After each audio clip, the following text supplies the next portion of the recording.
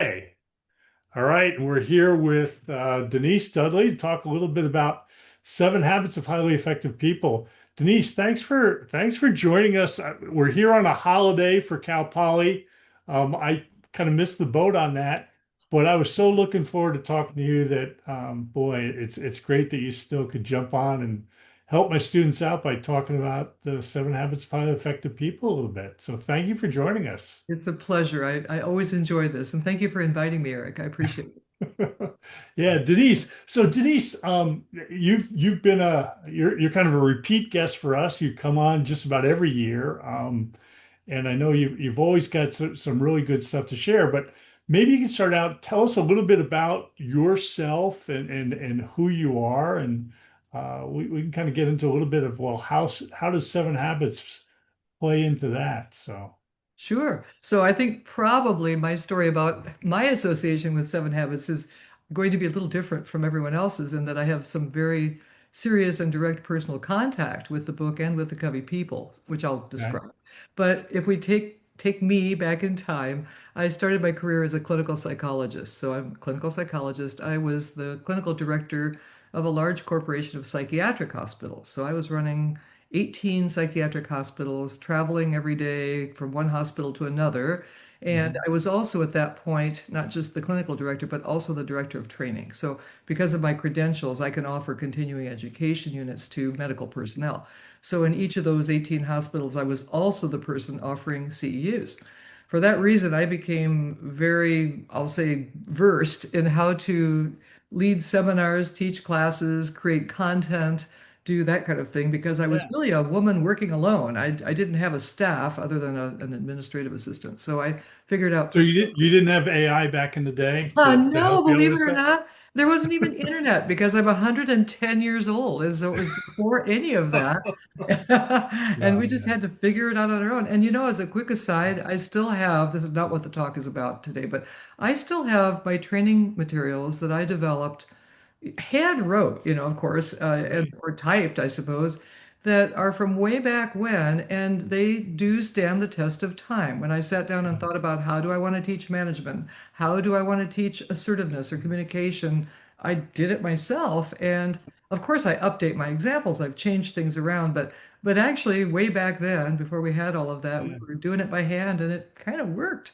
But yeah, anyway, so I was doing that as the clinical director, and then because of that, as far as I know, and this is a part of my own story I don't quite know the answer to, I was yeah. probably scouted because I was doing a lot of big talks too. Because of my position as a clinical director in a Right. large, prestigious corporation, I was doing a lot of big stuff for something called California Association of Health Facilities. So I was Hmm. doing the thing where you've got 1,200 people in a room, and all I know is that I got scouted by a national, at that point, these don't really exist much anymore, but a national seminar company that hired trainers to send trainers around the Right, right. country 5 nights a week, different city every day.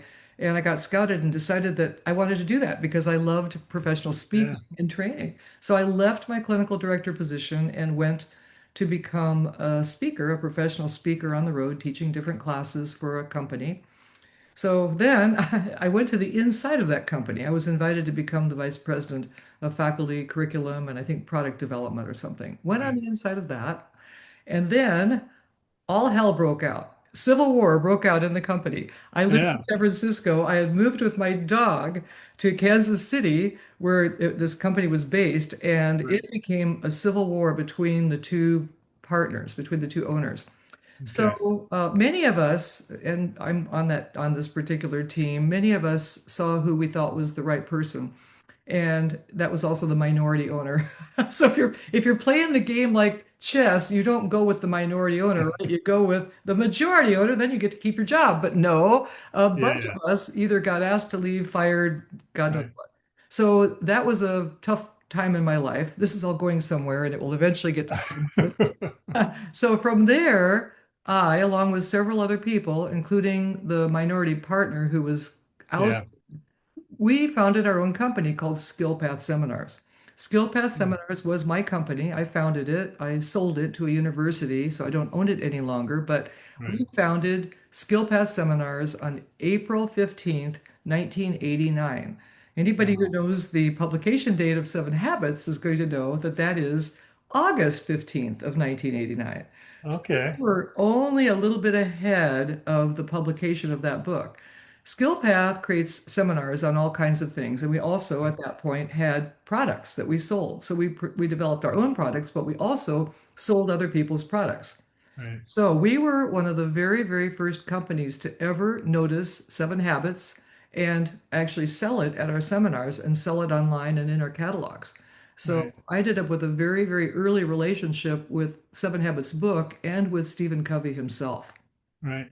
That's And I think sort of if I remember, and because you we've talked before on these sort of things, so it was a lot about the time management sort of piece was sort of the gem in the middle of the Seven Habits. I kind of think of like time management now is for me for Seven Habits kind of the smaller part, right? Habit three, Mhm. first things first. It's important, but Mhm. so much of the rest of that Seven Habits package is just sort of beautifully sort of put together Yes, yeah, it and is. powerful. And I know the history. I think we could even look it up online. It's Yeah, probably available to the public, but the Seven Habits book has actually predates itself back to another book that Covey wrote in 1970, I believe it was. And it mm, was called like The Roots of or the Fundamentals of something or other. I can't even remember the name of it now, but it was published in right, 1970. And it's really, Covey and all of his people are LDS people, Latter-day right, Saints people.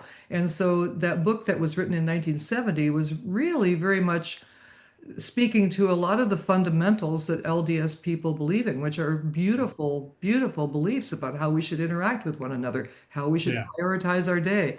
And so that was the book that was the precursor. And then yeah, he, I think, decided to repackage it, so to speak, and put it right. out there as something available to the general The public general rather public. than to Yeah, yeah, his own constituency. yeah. Yeah, so Yeah. that's how I did it. Yeah, so that's kind of an amazing story, and I know you even you met Stephen Covey, I guess, at Right. some point. We get to see him in video form during Mhm. this class, and the students have sort of seen it a lot. But like, what was he like as a person? It was interesting. I used to go to Provo, Utah, which is where they were based and still are. So there's still Stephen M.R. Covey, who's running pretty much Yeah, everything. And then there's Sean Covey, and I know both of them pretty well, those two sons. But yeah, yeah, I got to meet Stephen Covey multiple occasions in that what eventually happened, we started selling the book, but then they actually hired us meaning Stephen, the Covey organization hired yeah, SkillPath to develop the seminar on the next book he brought out, which was First right, Things First. So we actually developed a seminar around that, took it around the country and promoted it, and of course sold the book too.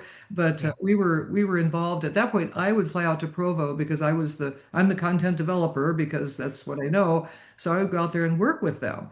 And it was usually with MR I interacted with, but Stephen Covey himself, Senior Covey, would wander in from time to time. He was quiet. His public persona is big, big oh yeah, yeah, voice, yeah, big man, big motions, big everything. yeah, In real life, so to speak, he was a lot more quiet.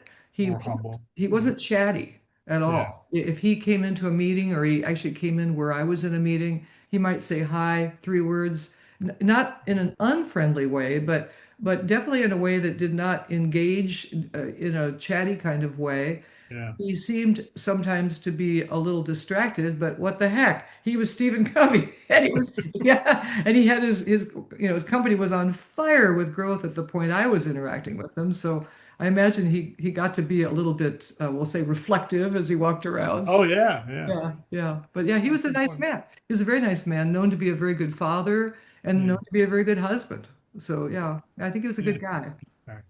Hey, Denise, so we're talking to the students. I've got like about actually close to 40 students in the class. So I don't know, Nice. you've been with me for years, and I think in Oh, some of those early years I was struggling to get, some minimum class sizes of a dozen or so, right?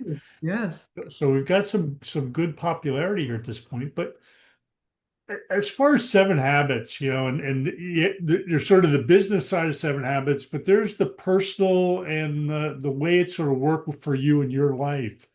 Um, favorite habits, recommendations on approach, or how did you sort of look at the seven habits and how did you integrate them into your life? Well, so because I was working right when the book came out, we were working on how to promote it and such. So I was learning the seven habits. I guess I'll say from a professional business related standpoint, that wasn't just how do I use seven habits at SkillPath to be a better CEO, but also how do I communicate this to the public and sell it for Covey. So I had a very, I would say, unusual approach to learning the seven habits. And of course, by the way, anytime I developed any seminar on project management or customer service, as I was developing the product, I was also incorporating what I believed that I should be doing myself. Yeah, yeah. Because Kind of a practice what you preach sort of thing. exactly, yeah. And so it was an amazing opportunity look over seven habits, go through the seven habits, go through all the material, the literature. And also at that point, I was a CEO of a company that was growing like crazy. We grew to 350 people, 200 million in sales, 18,000 seminars a year. We Wow. were the world's largest seminar company at the point that we sold it. And so I was experiencing a company that I was running that was experiencing excessive growth and learning the seven habits. So, having Right. said that, some of my favorite things, one of them that I use to this day, and I think it's so clarifying, is the matrix. Now, I've told you this in the Mm. past. It's also called the Eisenhower matrix Right, right. because Eisenhower actually developed it. That's not to take it away from Covey because, he found it, got it, and Yeah, basically popularized it with the rest of us. I didn't know what it was until Covey came along. I only yeah, learned yeah. afterward that Eisenhower developed it. But I think thinking about those quadrants, the Mm. actual quadrants, is a way to decide what to do with your day, decide what to do with your weekend, what to do with your year. I think that it can drive your goals, even Right. your personal statements about who you are and what you're about. Like what Yeah. really is urgent and important today. I think that the idea of the fourth quadrant, that it's not urgent, not important, so get rid of it. I don't. I tell people don't trip out on that because there are a Yeah, whole yeah, bunch of yeah. things that are not urgent, not important that you are not going to be able to get rid of. You just have to do them anyway. And so I don't think it's a method for jettisoning what you don't want to do, but I do Right. think it's a method for figuring Yeah. out where your focus should be. Yeah, yeah, the focus and your understanding on things. Yeah, And yeah, these sort of hearing you talk about the seven habits that way and its connection. Well, two things maybe. One is the fact that I tell the students, if you want to learn the habits, and Covey says this also, if you want to learn the habits, think of that you're going to have to teach it to somebody else, right? You yeah, kind of took that to a whole new level with, you're going to have to sell this and yeah, market it and package it to teach it in seminars. And then yes, the other thing is, the use of the seven habits as a leadership model. That's one of the things that I advocate to the students because the full name for this course is, personal leadership hyphen seven habits. And so mhm, we're really kind of teaching as like a baseline leadership model that a lot of other leadership models have maybe kind of grown off of or offshoot. Or if you look at something by Jim Collins and Good to Great, you can kind of see the seven habits embedded in his level five leadership or things like that. yeah. So how did you sort of absorb that seven habits into your leadership style? So, So I tend to be a very collaborative person anyway. It's just if I think about my default method for interacting with really anyone, I prefer to be collaborative. I'm not really a person who wants to deliver commands from on high or anything. It doesn't match my personality. And so right, I really don't like to get myself into positions where I have to exhibit that kind of behavior because I don't really want to. So right, luckily at SkillPath, so we had as I mentioned, we founded SkillPath in April of '89. Out comes Seven Habits in August. So during that tiny bit of time before Seven Habits, we were merely trying to buy the telephone system or whatever it was we were talking. I mean, we started from nothing when we started yeah, SkillPath. So there were very basic things we were working on for the first multiple months, including our first program. So there was that small interim where I maybe had 3 employees anyway. But by the time Seven Habits came around, Seven Habits really, one of the reasons I love Seven Habits is that it really works with my personal management Mm. style and my personal leadership style. Yeah. And so some of my favorite parts that I incorporated that just felt natural to me were the seek first to understand, which I think is your habit today, your fifth Yeah, habit. yeah, yeah, Yeah, yeah. so That's yeah, what we're talking about now. Yeah, yeah, so the seek first to understand, that is a really powerful tool as a leader. And I think that a lot of people miss that, that they think, okay, I've been appointed a leader, or I just became the chair of this committee, and I have to go in there and tell them everything that I've been yeah, wanting to say. But honestly, sitting back and listening and really trying to understand the other person's position, even if you don't relate to it, you might be able to get yourself inside of them far enough to know why they're coming from where right. they're coming from if you can just seek to understand. I think that's a really important thing. And then the win-win for me, there's when I teach assertiveness training, passive aggressive versus assertive Right. behavior, I always talk about assertive, truly assertive behavior means that I am going to seek the win-win as much as possible in any interaction that I have with another person. And I think that Yeah, also really contributes to a strong leadership style. yeah, yeah. Well, it's like so we're we've kind of got the first four habits, I guess, and the first three are sort of this foundational personal victory, and then the public victory is the win-win, seek first, understand, and then the synergy. And they Mhm. always talk about the idea that the win-win is the attitude, or at least the current teaching on Seven Habits. The Mhm. win-win's the attitude, and the seek first, understand, then be understood is sort of the skill, right? Yeah. And then the synergy is the result. Uh-huh. Um, but it sounds like you having that attitude of win-win going into this interactions with people, especially in a collaborative style, that's got to be very powerful. Yeah, yeah, Yeah. it really, I really am, by nature, it's not, I don't have to force it, but I am the person who sits down and says, how can we work together on the agenda for next week? Or how can we figure out how to solve this together? I Yeah. like to work that way, actually. Yeah. And sometimes Yeah. you can't. I don't know if you ever had children, but I did. They're adults, young adults now, they're 30, but sometimes you have to walk in and say, no, you are doing this right now. No argument. But mostly that's not even fun for me when I had children. I'd rather Oh no, get right. them to Yeah. agree. Yeah. Yeah.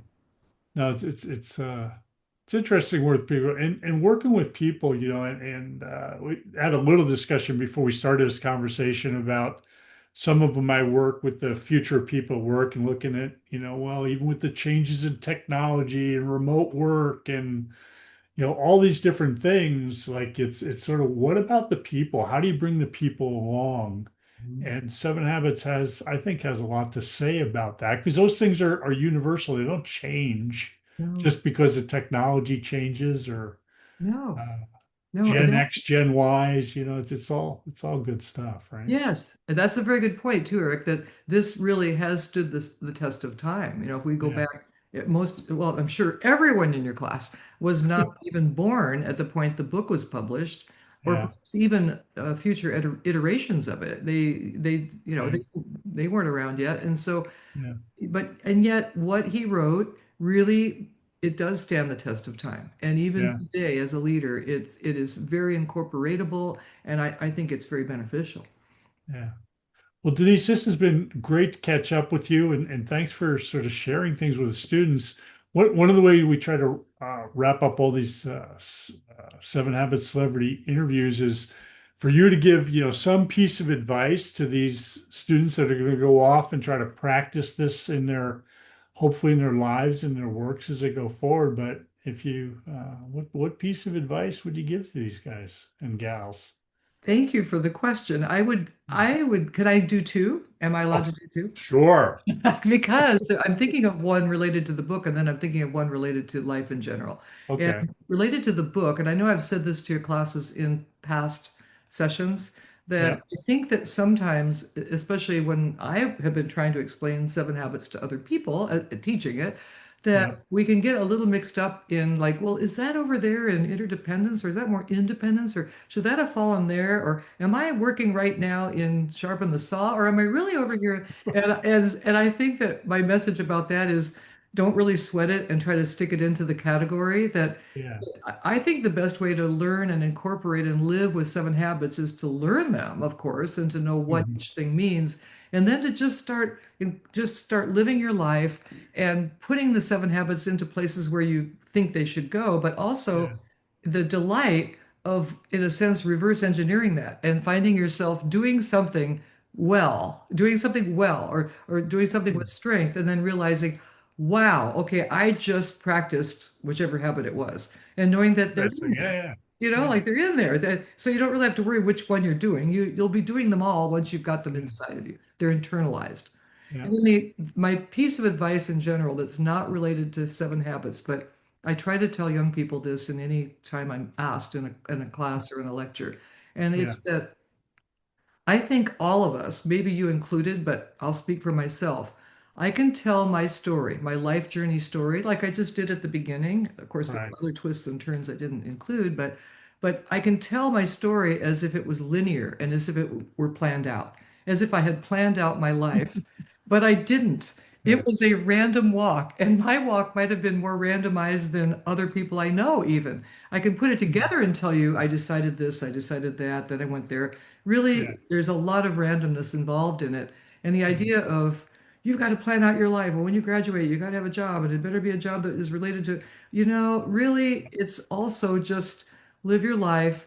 Don't put the Yeah. blinders on. Make sure that you're looking for the opportunities that you could miss if you thought you had it all figured out when you started out. Because there could be a wonderful thing that happens, an opportunity that you don't know about yet. And it might lead you in a direction that is the best direction you could have gone on.